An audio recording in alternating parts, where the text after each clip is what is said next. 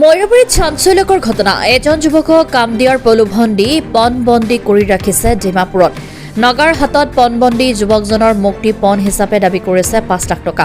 ময়ূৰবাৰীৰ কাজিমুদ্দিন ওৰফে গাজী আৰু ডবকাৰ জহিৰুল ইছলাম নামৰ দুজন অপৰাধীয়ে কামদিয়াৰ প্ৰলোভন দি ডিমাপুৰলৈ লৈ গৈছিল ময়ূৰবাৰীৰ ইনামুল ইছলাম নামৰ এজন যুৱকক।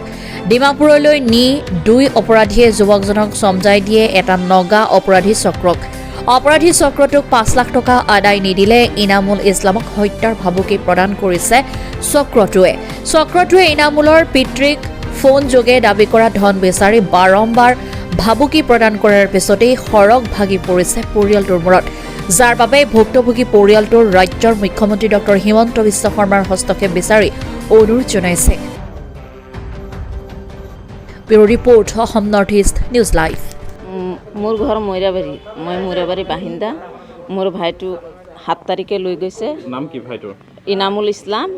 দুটা ল'ৰা 7 তাৰিখে লৈ গৈছে। লৈ গৈ ডিমাপুৰৰ পৰা সিহঁতক মণিপুৰত পঠাই দিছে। টকা ইহঁতে কৈছে 1,30,000 আনিছে।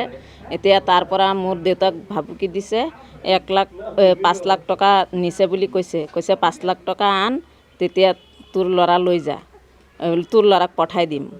মোৰ দেউতা কৈছে আমিতো ইমান দুখীয়া মানুহ, আমি ক'ৰ পৰা দিম। কৈছে সেইবিলাক আমি নাজানো, আমাক টকা 5 লাখেই লাগিব। 5 লাখ টকা সিহঁতে লৈ গৈছে। 5 লাখ টকা দে, নহ'লে তোৰ ল'ৰা নাপাবি, তোৰ ল'ৰাক মাৰি পেলাম। এনেকৈ আমাক আজি 15 তাৰিখে আমাৰ ঘৰত ফোন আহিছে। 7 তাৰিখত ধৰিছে সিহঁতে। এতিয়া মই অনুৰোধ কৰি কওঁ হেমন্ত ছাৰক যে মোৰ ভাইটোক আনি দিয়ক, যেনেকৈ হওক মই অনুৰোধ কৰি আছোঁ। আৰু থানাত আজি 4 দিন ধৰি আমি ঘূৰি আছোঁ, আমাৰ কেছটো নলয়। আমাক কৈ আছে মণিপুৰত যাবলৈ। আমি মণিপুৰ চিনি নাপাওঁ, আমি দুখীয়া মানুহ, আমি কেনেকৈ যাম?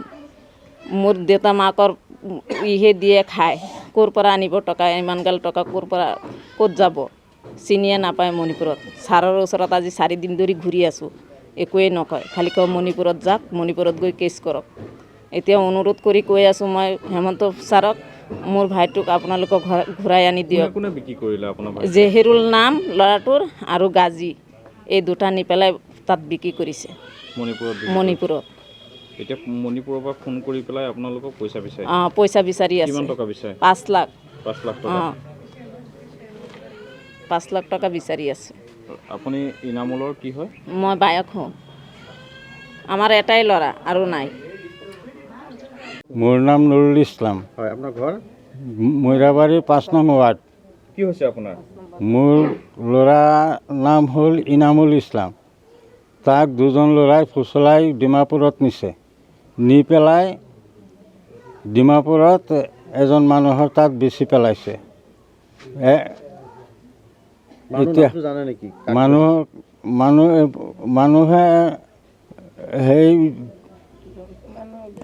যিজন মানুহক দেখিছে সেইজন মানুহৰ নাম হ'ল গাজী আৰু জহিৰুল। এই দুইজন মানুহে নি পেলাই ল'ৰাটোক মানে ডিমাপুৰত বেচি পেলাইছে। আপোনালোকে কেনেকৈ গম পালে যে? 2 দিন পিছত সেই এটা ফোন আহিছে।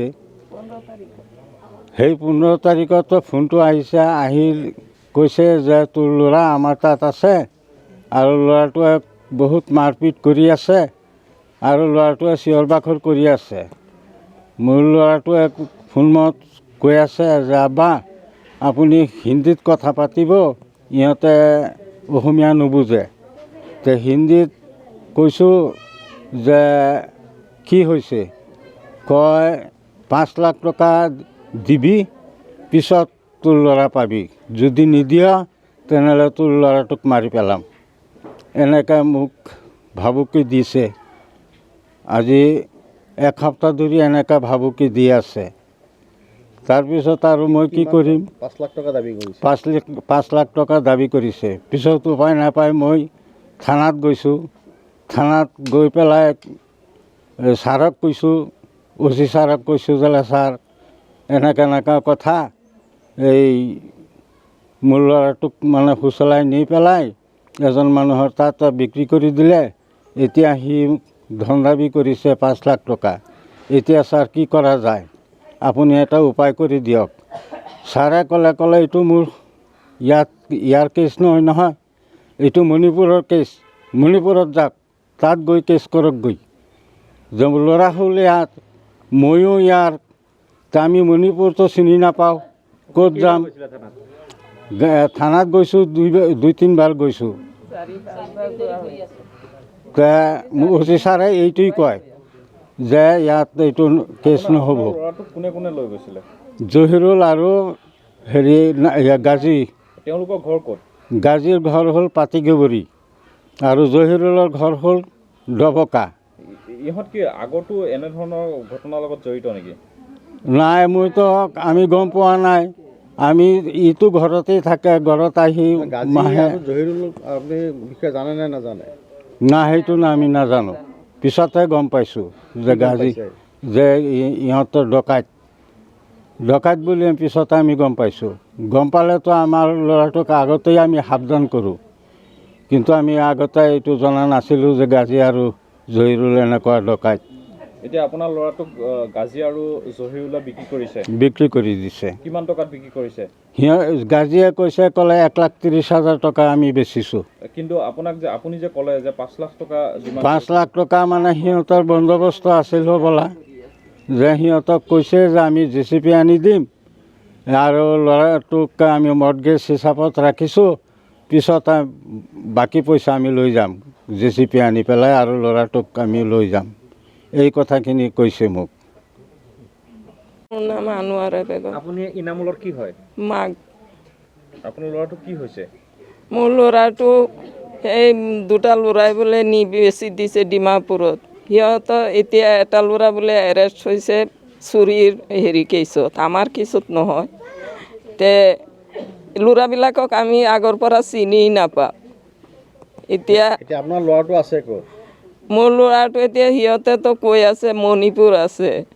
এতিয়া মণিপুৰ আমি এড্ৰেছ খুজিলে এড্ৰেছ নিদিয়ে, 5 লাখ টকা দিব লাগে হোমপেত। মই কৈছোঁ আমি ক'ৰ পৰা দিম, ইমান দুখীয়া মানুহ, এবাৰ খালে এবাৰ খাব নোৱাৰোঁ।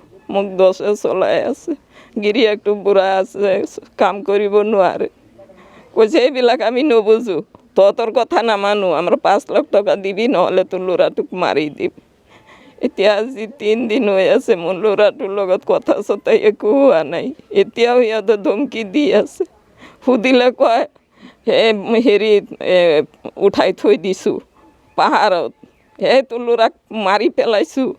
কালি ৰাতিপুৱা ধমকি দি আছে, 5 লাখ টকাটো নিদিলি, এতিয়া জানাজা পৰিল। এতিয়া আমি মন্ত্ৰীহঁতক এইটোৱে জনাই আছোঁ, আপত্তি কৰি আছোঁ, মোৰ ল'ৰাটোক আপোনালোকে খুজি আনি দিয়ক। মোৰ টকা পইচা একোৱেই নাই, মই ক'ৰ পৰা দিম? মোৰ এটাই ল'ৰা হয়। আৰক্ষীক জনাইছিলেনে? জনাইছোঁ, আৰক্ষীয়ে কয় মণিপুৰ গৈ কেছ দে। আমি মণিপুৰ চিনি নাপাওঁ, টকা পইচা নাই, যাম কেনেকৈ তাত? মোৰ এটাই ল'ৰা হয় আৰু কোনো নাই। আপোনাৰ ল'ৰাটো ক'ৰ পৰা লৈ গৈছিলে? ডিমাপুৰৰ পৰা। ডিমাপুৰৰ পৰা ল'ৰাটোৱে চবে কাৰোবাৰ পৰা ফোন লৈ কৈছে মোক ডিমাপুৰৰ পৰা উঠাই আনিছে, এনেকুৱা কথা। ল'ৰাটো ডিমাপুৰ যোৱাৰ আগত ক'ত আছিলে? ঘৰতেই আছিলে। ঘৰৰ পৰা সিহঁতে কেনেকৈ নিছে? ঘৰৰ পৰা সিহঁতে নিছে, ৰাতি বোলে ফোন আহিছে, মোৰ ল'ৰাটো কৈছে শুই আছে বোলো, ৰাতি ফোন কৰিছে, কৰাৰ পিছতে ৰাতিপুৱা উঠি গৈছে।